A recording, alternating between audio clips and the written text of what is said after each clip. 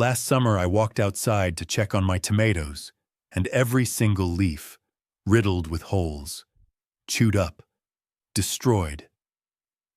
I was standing there holding my morning coffee, and I swear I almost threw the mug across the yard out of pure frustration. Months of work. Seedlings I'd babied through a late frost. Gone, overnight, like something held a dinner party in my garden and invited every pest in the zip code.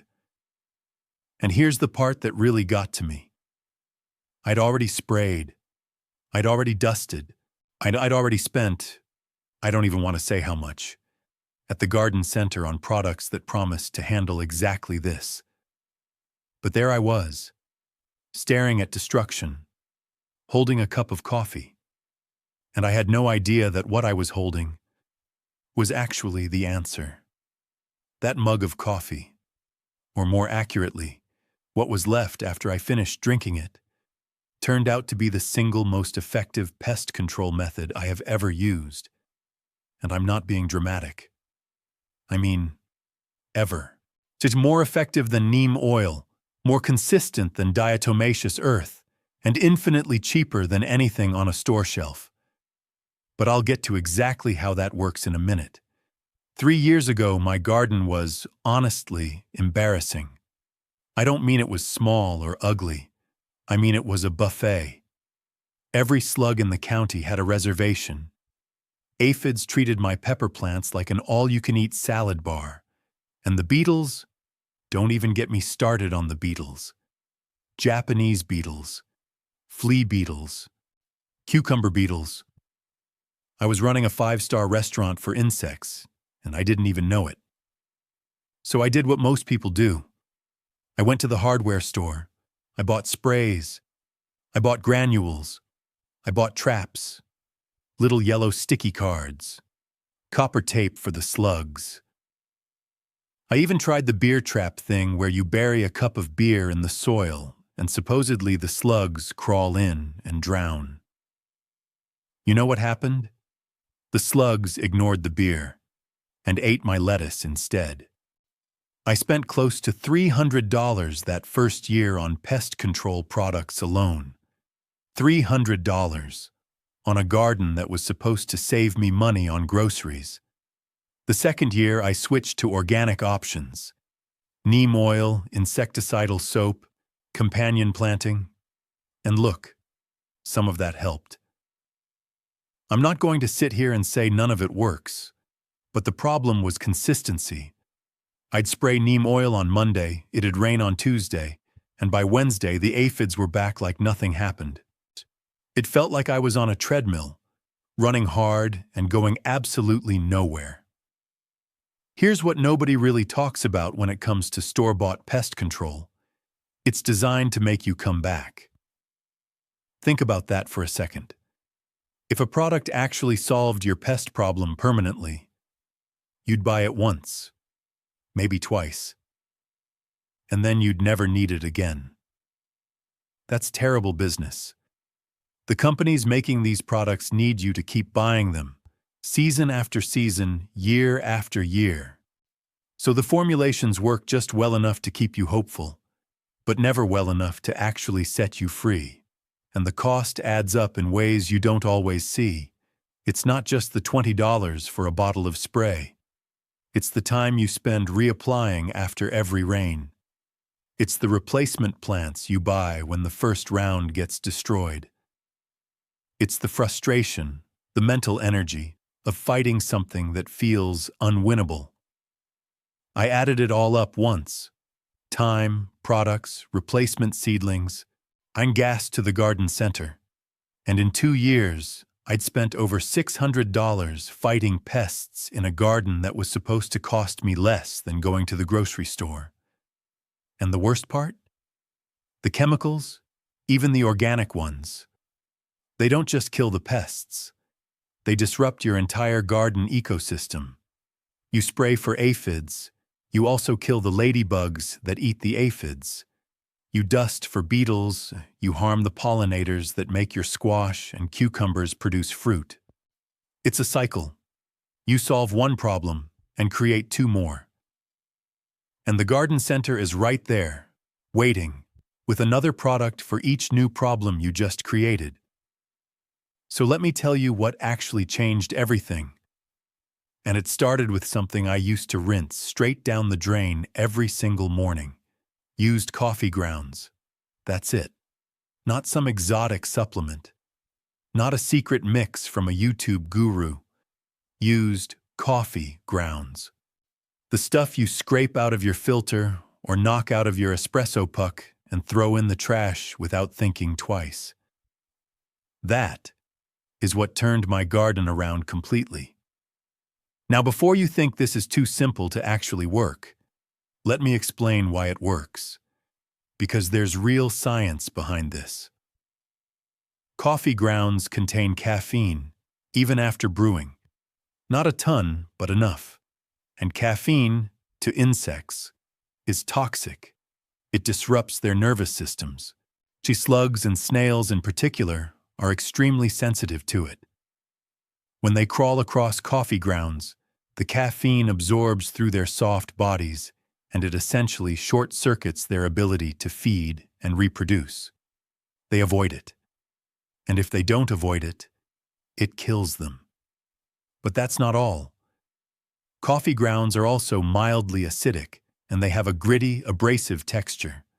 For soft-bodied pests like slugs, crawling across coffee grounds is like crawling across broken glass. They won't do it. They'll turn around and find someone else's garden. And the scent, that rich, bitter coffee smell, it masks the scent signals that many pests use to locate your plants. Aphids find their targets partly by smell. So do certain beetles. You put a layer of coffee grounds around your plants and suddenly, your garden smells like a coffee shop instead of a buffet. The compounds in coffee also attract earthworms, which are the single best thing you can have in your soil. So while you're repelling the pests you don't want, you're actively inviting the organisms you do want. It's not just pest control, it's ecosystem management. And it costs you nothing. All right, let me walk you through exactly how I use this, because the details matter more than you'd think. First, you need to collect your grounds. Every morning after I make coffee, I dump the used grounds into a wide, shallow container. I use an old baking sheet, but a cookie tray or even a piece of cardboard works fine. You want to spread them out thin, about 1/4 inch deep, and let them dry. This is important. Don't skip this step. Wet coffee grounds clump together, and they can develop mold. Dry grounds spread evenly, last longer, and work better. I let mine sit on the counter for a day or two until they're crumbly and dry to the touch. Now, most people make a mistake right here.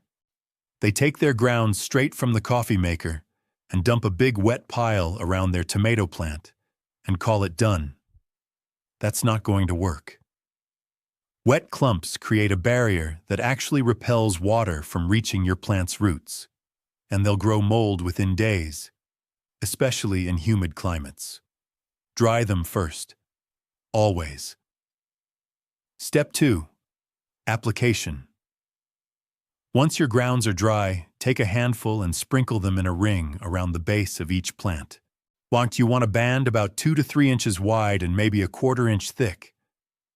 Think of it like a little moat, a coffee moat, between the soil and the stem of your plant.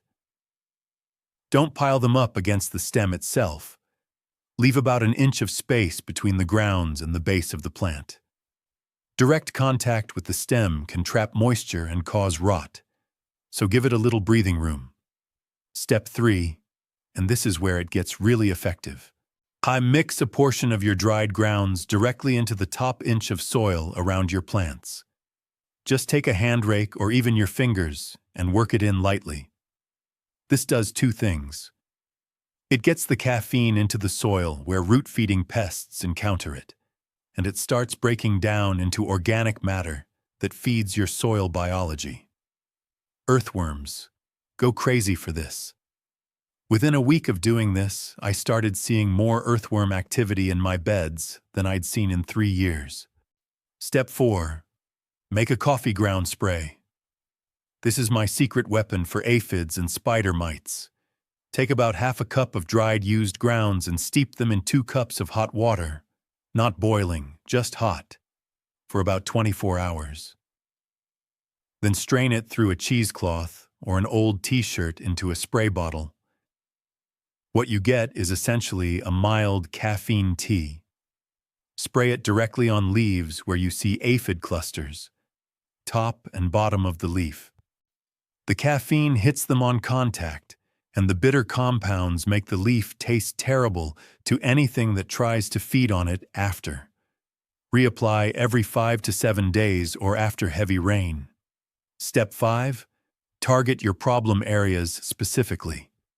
If slugs are your main issue, and for a lot of people they are, create thick borders of dry grounds around your most vulnerable plants.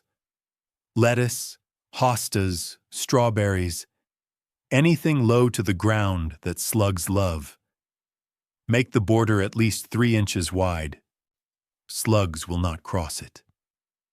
I tested this by placing a line of coffee grounds across a known slug trail in my garden, a spot where I'd see slime tracks every single morning. After I laid down the grounds, not a single track, not one for the entire season. Step 6. Combine with eggshells for maximum protection. This is a pro tip that took my results to another level. Crush up dried eggshells and mix them 50-50 with your coffee grounds. See, the eggshells add another layer of physical barrier. Sharp, jagged edges that soft-bodied pests absolutely cannot tolerate. Plus, the eggshells add calcium to your soil as they break down, which helps prevent blossom end rot in tomatoes and peppers. It's pest control and fertilizer in one application. Step 7. Refresh your application. Coffee grounds break down over time, which is actually a benefit because they're feeding your soil, but it means you need to reapply.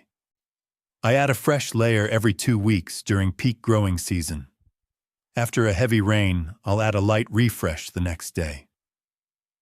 It takes about 5 minutes for my entire garden, and I drink coffee every day anyway, so the supply is constant and free. Now here's a trick I learned the hard way. Don't overdo it. More is not better with coffee grounds. If you pile them on too thick, more than ½ an inch, they can compact into a dense mat that repels water and actually suffocates your soil. A 1/4 inch, refreshed regularly, is the sweet spot.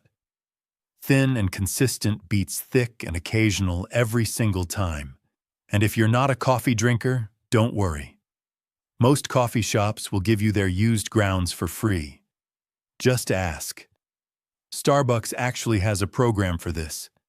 They bag up their used grounds and hand them out.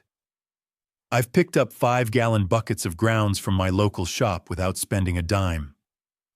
Within 2 weeks of doing this consistently, I started noticing something I hadn't seen in years.